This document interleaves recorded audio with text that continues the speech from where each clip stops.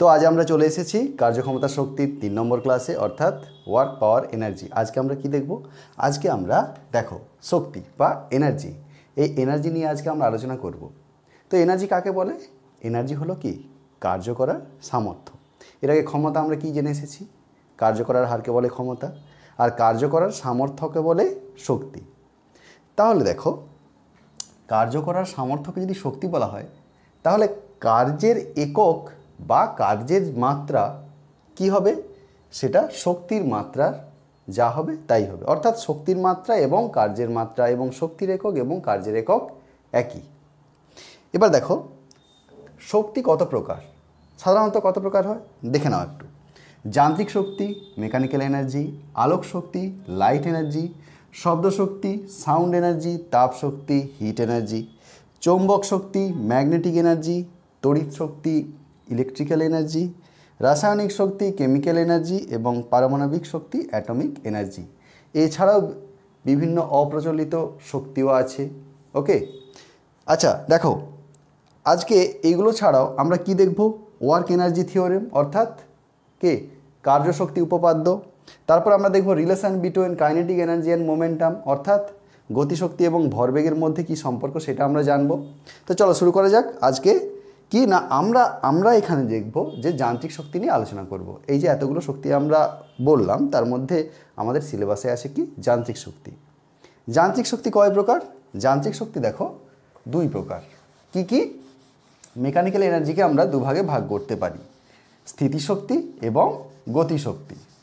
স্থিতিশক্তি কি না, কোনো বস্তু তার অবস্থানের জন্য যে পরিমাণ শক্তি সঞ্চিত করতে পারে নিজের মধ্যে, তাকে বলা হয় স্থিতিশক্তি। ওকে, তাহলে স্থিতিশক্তি কাকে বলে? যদি আমরা স্থিতিশক্তির ডেফিনেশন লিখতে পারি, লিখি, কি লিখব? স্থিতিশক্তি। স্থিতিশক্তি কয় প্রকার দেখে নাও। অভিকর্ষীয় স্থিতিশক্তি এবং স্থিতিস্থাপক স্থিতিশক্তি, গ্র্যাভিটেশনাল পোটেনশিয়াল এনার্জি এবং ইলাস্টিক পোটেনশিয়াল এনার্জি, এবং গতিশক্তি কি না, কাইনেটিক এনার্জি। না কোনো স্থির বস্তু কোনো বলের ক্ষেত্রে তার অবস্থান বা আকৃতি বা উভয়ের জন্যেই তার মধ্যে কার্য করার যে সামর্থ্য সে লাভ করে, তাকে বলা হবে ওই বস্তুর শক্তি। তাহলে দেখো, তাকে যদি ওই বস্তুর শক্তি বলা হয়, এটাকে আমরা ডিফাইন করব কি করে? দেখে নাও, ধরি আমরা প্রথমে দেখলাম কি? অভিকর্ষীয় স্থিতিশক্তি। আমরা প্রথমে দেখব অভিকর্ষীয় স্থিতিশক্তি, কারণ একে আমরা দুভাগে ভাগ করতে পারি, অভিকর্ষীয় স্থিতিশক্তি। ওকে, অভিকর্ষীয় স্থিতিশক্তি। অভিকর্ষীয় স্থিতিশক্তি কি? অভিকর্ষীয় স্থিতিশক্তি হচ্ছে কেবলমাত্র তার অবস্থান পরিবর্তনের জন্য, ওকে, বা অবস্থানের জন্য কার্য করার যে সামর্থ্য লাভ করে, কার্য করার সামর্থ্য, তাকে আমরা বলবো কি? অভিকর্ষীয় স্থিতিশক্তি। এবং কি আরেকটা কি আমরা স্থিতিশক্তি বলেছিলাম? যে স্থিতিস্থাপক স্থিতিশক্তি। স্থিতিস্থাপক স্থিতিশক্তি। স্থিতিস্থাপক স্থিতিশক্তি কি না, দেখো এটা কি পরিবর্তনের জন্য? এটা হচ্ছে আকৃতি। ওকে, আকৃতি পরিবর্তনের জন্য যে কি? আকৃতি পরিবর্তনের জন্য কার্য করার যে সামর্থ্য, কার্য করার সামর্থ্য, একে আমরা বলবো কি? স্থিতিস্থাপক স্থিতিশক্তি। ওকে, এবার চলো অভিকর্ষীয় স্থিতিশক্তির আমরা একটু ডিফাইন করি। কিভাবে? ধরে নাও একটা বস্তুকে ভূমি থেকে অভিকর্ষের বিপরীতে এইচ উচ্চতায় তোলা হলো। ওকে, এইচ উচ্চতায় তোলা হলো, কিন্তু নিচের দিকে কি কাজ করছে? কি বল কাজ করছে? অভিকর্ষ বল। তাহলে এই ক্ষেত্রে কার্য সমান কি? এই ক্ষেত্রে কার্য সমান লিখতে পারি ডব্লিউ ইকুয়ালস টু বল ইন্টু সরণ। তাহলে বল কি? বল mg ইন্টু সরণ কতটা হয়েছে? এইচ। তাহলে ডব্লিউ ইকুয়ালস টু mgh। তো তোমাদের মনে একটা প্রশ্ন আসবে, স্যার আপনি এভাবে সোজা তুলে দিলেন, mgh করে দিলেন, তো কোনো বস্তু যদি নততল বরাবর যায় সেক্ষেত্রে কি হবে স্যার? তাহলে দেখো, নততল বরাবর তো, ওকে ঠিক আছে, চলো নততল বরাবর থিটা কোণ করে একটি বস্তুতে নততল বরাবর তাকে তোলা হলো। কোথায় তোলা হলো? না এইচ উচ্চতায় তোলা হলো, এইচ উচ্চতায় তোলা হলো। এবং ধরে নিলাম এই অনুভূমিক দূরত্বটা এক্স। এবার ধরে নাও সাপোজ এইখানে বস্তুটি আছে, বস্তুটির ওপর কি কাজ করবে? অভিকর্ষ বল, তারপরে তার নিজের ওজন কাজ করবে এমজি। তাহলে এমজি যদি হয়, এর যদি আমরা দুটো উপাংশ বের করি, ওকে, দুটো উপাংশ যদি বের করি আমরা, সেক্ষেত্রে কি হবে দেখো তো, এদিকের উপাংশ কত হবে? এটা কি হবে? Theta angle. তাহলে এটা হবে এমজি কস থিটা এবং এটা হবে এমজি সাইন থিটা। এবার চলো দেখা যাক এই ক্ষেত্রে কৃতকার্য কত হবে। ওকে, কৃতকার্য কত? ডব্লিউ ইকুয়ালস টু বল। বল কতটা দেখে নাও, বল কতটা হবে? ধরে নাও এইটা তার সরণ হয়েছে, সরি এটা এক্স না করে আমি সাপোজ করলাম এই টোটাল দূরত্বটা এক্স। ওকে, এই টোটাল দূরত্ব এক্স। তাহলে তার উপর বল কত কাজ করেছে দেখো, এম জি সাইন থিটা নততল বরাবর, তাই তো, m g sine theta into কতটা সরণ ঘটেছে? এক্স। ওকে, বা আমরা লিখতে পারি দেখো W equals to m g sine theta into x equals to কত? দেখো এটা যদি এক্স হয়, এটা যদি এইচ হয়, এটা যদি থিটা হয়, তাহলে আমরা কি লিখতে পারি? Sine theta equals to H by X. Okay, তাহলে আমরা এই সাইন থিটার জায়গায় আমরা এক্স লিখব, এমজি ইন্টু সাইন থিটার পরিবর্তে কত লিখবো আমরা? H by x into x. তাহলে কি হবে দেখো, এক্স এক্স চলে যাবে, কি হবে? M G H. ওকে, আমরা পেলাম এম জি এইচ। তাহলে আমরা দেখলাম যদি উল্লম্বভাবেও তোলা হয় বস্তুকে, তার অবস্থান পরিবর্তন করা হয়, সেক্ষেত্রেও তার মধ্যে সঞ্চিত স্থিতিশক্তি কত হবে? এমজিএইচ। এবং যদি কোনো নততল বরাবরও কোনো বস্তুকে তোলা হয়, সেক্ষেত্রেও কি হবে? ওই বস্তুর মধ্যে তার অবস্থান পরিবর্তনের জন্য সঞ্চিত স্থিতিশক্তি কত? এমজিএইচ। ওকে, এবার চলো আমরা দেখে নিই স্থিতিস্থাপক স্থিতিশক্তি। স্থিতিস্থাপক স্থিতিশক্তি কি? ধরে নাও একটা স্প্রিংকে টেনে প্রসারিত করা হলো, তো সেই যে বস্তুটাকে টেনে প্রসারিত করা হলো, কি বলা আছে? এটা আকৃতি পরিবর্তনের জন্য কার্য করার যে সামর্থ্য তার মধ্যে হয়। তাহলে একটা স্প্রিংকে টেনে প্রসারিত করা হলো বা তাকে সংকুচিত করা হলো, এই যে সংকুচিত বা প্রসারণের জন্য তার আকৃতি পরিবর্তনের জন্য তার মধ্যে একটা শক্তি সঞ্চিত হয়, তাই তো? যখন স্প্রিংটাকে টানছো, যখন ছেড়ে দিচ্ছ, তার সেই শক্তির ফলেই কিন্তু, সেই শক্তিটার ফলেই কিন্তু সে আবার আগের জায়গায় ফিরে আসছে। তো ধরে নিলাম বস্তুটির স্প্রিং বল ধ্রুবক কত? কে। ওকে, কে, ধরি স্প্রিংয়ের বল ধ্রুবক কে, এবং একে যদি এক্স পরিমাণ প্রসারিত করা হয়, তাহলে বল কত প্রয়োগ হবে? বল প্রয়োগ হবে কত? কে ইন্টু এক্স। ওকে, যদি এক্স প্রসারিত করা হয়, এক্স প্রসারিত হলে এবার দেখো একে যদি আমরা আরও ডিএক্স পরিমাণ প্রসারিত করার চেষ্টা করি, ডিএক্স পরিমাণ প্রসারণের জন্য কৃতকার্য কত? প্রসারণের জন্য কৃতকার্য কত? DW. Okay, DW equals to কত হবে না দেখো, মাইনাস কে এক্স, যেহেতু এটা বিরুদ্ধ বল, এবং মাইনাস ডিএক্স। ওকে, তাহলে দেখো এইবার দেখো যদি আমরা টোটাল এক্স দৈর্ঘ্য প্রসারণ করি, তাহলে এক্স দৈর্ঘ্য প্রসারণের জন্য কৃতকার্য কত হবে, যা তার স্থিতিশক্তি হিসাবে সঞ্চিত হবে তার মধ্যে, তাই তো? তাহলে এক্সের জন্য কত? মোট W equals to integral of ডিডব্লিউ 0 টু এক্স। তাহলে 0 টু এক্স এটা কত দেখো, কে এক্স ডিএক্স। তাহলে লিখতে পারি half into k into x square. তাহলে দেখো এই ক্ষেত্রে সঞ্চিত স্থিতিশক্তিকে যদি আমরা ইউ ধরি, U equals to half k x square. তাহলে স্প্রিংয়ের ক্ষেত্রে অর্থাৎ তার আকৃতি পরিবর্তনের জন্য সঞ্চিত স্থিতিশক্তি কত হলো? U equals to half k x square. এবার আসছি গতিশক্তি। গতিশক্তি কাকে বলবো না, কোনো বস্তু তার গতির জন্যে বা তার গতি দরুন যে কার্য করার সামর্থ্য লাভ করে, তাকে ওই বস্তুর গতিশক্তি বলে। তাহলে এই যে ডেফিনেশন আমরা লিখতে পারি,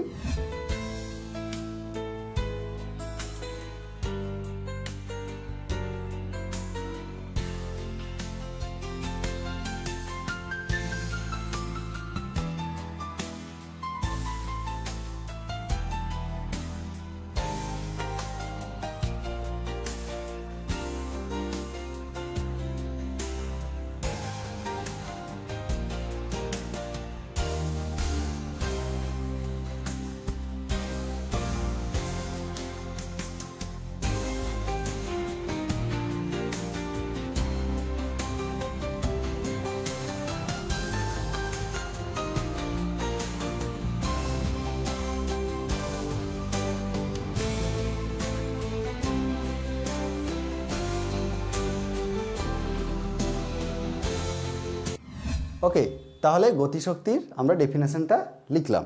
এবার দেখো গতিশক্তির আমরা কয়েকটা উদাহরণ দেখে নিই। কী উদাহরণ দেখব?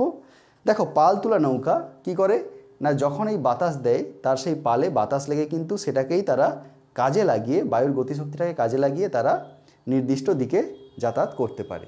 এছাড়া দেখো বাতাসের গতিশক্তিকে কাজে লাগিয়ে বায়ু বিদ্যুৎ তৈরি করা হয়। তোমরা দেখে থাকবে পাহাড়ের ওপরে বা সমুদ্রের সাইডে সেখানে এই টারবাইন, যেগুলো এয়ার টারবাইন আছে, সেগুলো দিয়ে কি করা হয়, বায়ু বিদ্যুৎ উৎপন্ন করা হয় জলের গতিশক্তিকে কাজে লাগিয়ে। জলের গতিশক্তিকে কাজে লাগিয়ে কি জলবিদ্যুৎ উৎপন্ন করা হয়। যেসব নদীতে বিভিন্ন জায়গায় জলপ্রপাতের যেসব জায়গা আছে বা সেই জলের গতিকে কাজে লাগিয়ে জলবিদ্যুৎ উৎপন্ন করা হয়। এছাড়া দেখো লং জাম্প দেওয়ার সময় কি করা হয়, যখন লং জাম্প দেয় অনেকে কি করে না একটু দূর থেকে দৌড়ে আসে। কেন না, দূর থেকে দৌড়ে আসার সময় কি হয়, সে অধিক গতিশক্তি লাভ করে। ওকে, এছাড়াও দেখো যখন ক্রিকেটে কেউ বল করে, যখন ফাস্ট বোলাররা বল করতে যায় বা যখন ফুটবলে কেউ কিক করতে যায়, সে গোলকিপার হোক বা অন্য কেউ ফুটবলার, তখন কি হয়, তারা কিক করার আগে বা বল করার আগে ওরা কিছু দূর দৌড়ে আসে। কেন? নিজেদের মধ্যে একটা এক্সট্রা গতিশক্তিকে সঞ্চিত করে। তো চলো এবার দেখে নিই আমরা গতিশক্তির পরিমাপ। গতিশক্তির পরিমাপ কি? ধরে নাও একটা বস্তু এম ভরের একটি বস্তু, ধরে নাও এম ভরের একটি বস্তু কি না ভি বেগে গতিশীল ছিল। এখন তার উপর এফ বল প্রয়োগ করা হলো। এফ বল প্রয়োগ করার ফলে কি হলো, স্থির হয়ে গেল। তাহলে এই স্থির হওয়ার আগে পর্যন্ত ওর উপর কৃতকার্য কত? কৃতকার্য কত হবে? W equals to F into S. যদি এস দূরত্ব অতিক্রম করে, স্থির হলো কত না এস দূরত্ব অতিক্রম করার পর, অতিক্রম করে। ওকে, এবার দেখো যদি এফএস দূরত্ব কৃতকার্য হয়, এক্ষেত্রে দেখো আমরা অন্তিম বেগটা কি পেয়ে গেলাম, অন্তিম বেগ পেয়ে গেলাম। যদি ভি ড্যাশ অন্তিম বেগ হয়, অন্তিম বেগ সেটা হলো 0। তাহলে দেখো v square equals to u square, এখানে যখন বস্তু তো স্থির হচ্ছে, অর্থাৎ এখানে প্লাস না হয়ে -2a ইন্টু এস। এক্ষেত্রে দেখো অন্তিম বেগ কত 0, তাহলে 0 স্কোয়ার ইকুয়ালস টু প্রাথমিক বেগ কত V square, V square -2as। বা এখান থেকে আমরা লিখতে পারি দেখো তো s equals to v square by 2a। Okay, এবার দেখো গতিশক্তি তাহলে কত হবে? গতিশক্তি কত হবে? গতিশক্তিকে আমরা যদি কাইনেটিক এনার্জি ধরি, ওকে, কাইনেটিক এনার্জি, তখন কত হবে না প্রযুক্ত বল, বল, ওকে, বল ইন্টু কি না এই কৃতকার্য, তাহলে এফ ইন্টু বল ইন্টু সরণ এস। তাহলে এফের পরিবর্তে আমরা লিখতে পারি কি এম ইন্টু এ, আর এসের পরিবর্তে আমরা কি লিখতে পারি ভি স্কোয়ার বাই 2a। দেখো আমরা পেয়েছি। তাহলে কত হবে বা ই কে, অতএব ই কে ইকুয়ালস টু দেখো half into M into V square. এটা আমরা পেয়ে গেলাম গতিশক্তি। আচ্ছা দেখো গতিশক্তি কখনো ঋণাত্মক হতে পারে, কেন পারে না সেটা আমরা দেখছি। দেখো এম কখনো তো ঋণাত্মক হতে পারে না, তাই তো, এবং ভি যদিও বা ঋণাত্মক হয়, ভি কি কখনো ঋণাত্মক হয় বেগ, কিন্তু ভি স্কোয়ার কখনো ঋণাত্মক হবে না, কারণ কারো স্কোয়ার সেটা যদি মাইনাসও থাকে প্লাস হবে। তাই এটি সর্বদা, গতিশক্তি সর্বদা কি হয় ধনাত্মক হয়। ওয়ার্ক এনার্জি থিওরিম বা কার্যশক্তি উপপাদ্য কি বলেছে যে কোনো বস্তুতে, একটি গতিশীল বস্তুর যদি গতির অভিমুখে বা বিপরীতে বল প্রয়োগ করা হয়, তাহলে বস্তুটির গতিশক্তির পরিবর্তন হবে। এবং এই গতিশক্তির পরিবর্তনটা কিসের সাথে সমান হবে? যে ওই বল দ্বারা কার্য বা বলের বিরুদ্ধে যে কার্য হবে সেই কৃতকার্যের সমান হবে। তো দেখি আমরা, ওকে, ধরে নাও এম ভরের একটি বস্তু কি ইউ বেগে গতিশীল, ওকে, ইউ বেগে গতিশীল। এখন কি করা হলো, তার উপর এফ বল প্রয়োগ করা হলো। এফ বল প্রয়োগের ফলে কি হলো, এস দূরত্ব অতিক্রম করে, এস দূরত্ব অতিক্রম করলো, এবং এস দূরত্ব অতিক্রম করার পর তার বেগ হলো, অন্তিম বেগ কি হলো ভি বেগ হলো, ওকে, ভি বেগ হলো। দেখো এক্ষেত্রে গতিশক্তির পরিবর্তন কত হবে তোমরা বুঝতে পারছো। দেখো এক্ষেত্রে গতিশক্তির পরিবর্তন, তো প্রাথমিক গতিশক্তি কত half m into u square, এবং অন্তিম গতিশক্তি কত half m into V square. এর আগে আমরা বের করেছি গতিশক্তি। তাহলে গতিশক্তির পরিবর্তন দেখো half M V square minus half M U square, okay, বা এখানে লিখতে পারি দেখো half into M into V square minus you square. আচ্ছা দেখো যদি এক্ষেত্রে এম ভরের বস্তুর ওপর ইউ বেগে গতিশীল ছিল, যার উপর এফ বল প্রয়োগ হলো, সেক্ষেত্রে তো আমরা লিখতেই পারি v square equals to u square plus 2a ত্বরণ হলো। ওকে, এ ত্বরণ, তাহলে 2 into a into s. Okay, 2 into a into s. এবার দেখো, তাহলে আমরা লিখতে পারি এখানে, দেখো তো, v square minus you square equals to 2as লিখতে পারি। যদি আমরা এক্ষেত্রে বসাই half m into V square minus you square কত, 2a ইন্টু এস, তাহলে দেখো তো এখানে লেখা যায় M into a into S, বা লেখা যায় এফ ইন্টু এস, তাই তো? তাহলে এফ ইন্টু এস কি? এফ ইন্টু এস তো কৃতকার্য, তাই তো? এটাই তো কৃতকার্য। তো আমরা পেলাম, দেখো গতিশক্তির পরিবর্তন কার সাথে সমান? কৃতকার্যের সাথে সমান, যেটা কার্যশক্তি উপপাদ্যতে বলা আছে। তো চলো এবার আমরা গতিশক্তি এবং ভরবেগের মধ্যে কি সম্পর্ক সেটা একটু জেনে নিই। ওকে, তাহলে গতিশক্তি ভরবেগের সম্পর্ক কি দেখতে পাবো? আমরা কি জানি, রৈখিক গতিশক্তি কি হয়? E equals to half m into V square, এবং রৈখিক ভরবেগ হয় p equals to m into v. তাহলে এক্ষেত্রে আমরা লিখতে পারি, দেখো তো, E equals to half into m V square, বা লিখতে পারি ই ইকুয়ালস টু হাফ, নিচে 2 को নিলাম, এম নিলাম, তাহলে উপরে এম স্কোয়ার ভি স্কোয়ার।